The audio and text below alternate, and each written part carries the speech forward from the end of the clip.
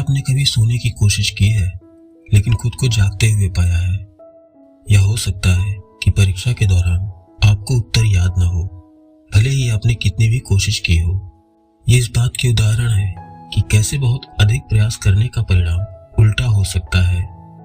उल्टे प्रभाव का नियम हमें बताता है कि कभी कभी जब हम किसी चीज के लिए बहुत अधिक जोर लगाते हैं तो वास्तव में हम जो चाहते हैं उसका विपरीत प्राप्त करते हैं। ऐसा इसलिए होता है क्योंकि हमारा चेतन मन, जो लॉजिकल और एनालिटिकल है, अक्सर हमारे अवचेतन मन से टकराता है, जो भावनाओं और आदतों के माध्यम से संचालित होता है। ये बिल्कुल वैसा ही है कि सोने के लिए बहुत अधिक प्रयास करने के बजाय आप और सतर्क हो जाएं। जब कोई संघर्ष होता है तो अवचेतन, जो अधिक शक्तिशाली होता है, जीत जाता है। ये हमारी कल्पना और इच्छा शक्ति के बीच एक लड़ाई की तरह है और आमतौर पर कल्पना की जीत होती है।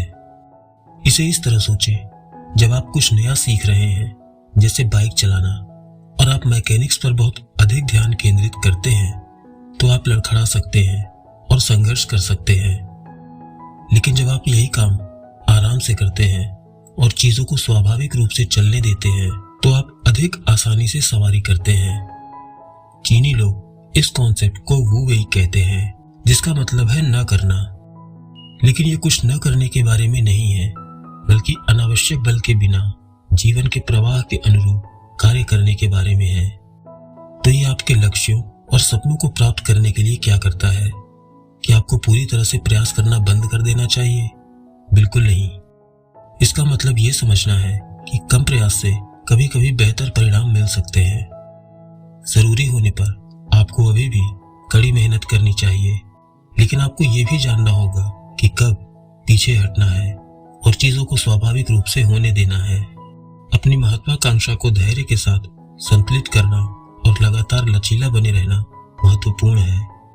किसी चीज को बहुत अधिक चाहना नकारात्मक अनुभवों को जन्म दे सकता है, जबकि अपनी वर्तमान स्थिति को स्वीकार करने से सकारात्मकता आ सकती है।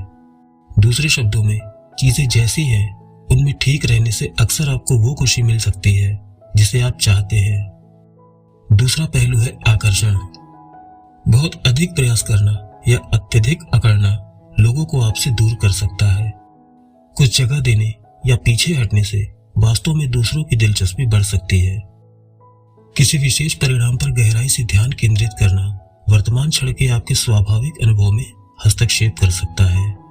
इस प्रकार का तनाव आपके प्रदर्शन या आनंद में बाधा डाल सकता है। मनोवैज्ञानिक विक्टर फ्रैंकल ने विरोधाभासी इरादे का विचार पेश किया, जहां आप जिस चीज से डरते हैं उसका विपरीत करने से चिंता कम हो सकती है।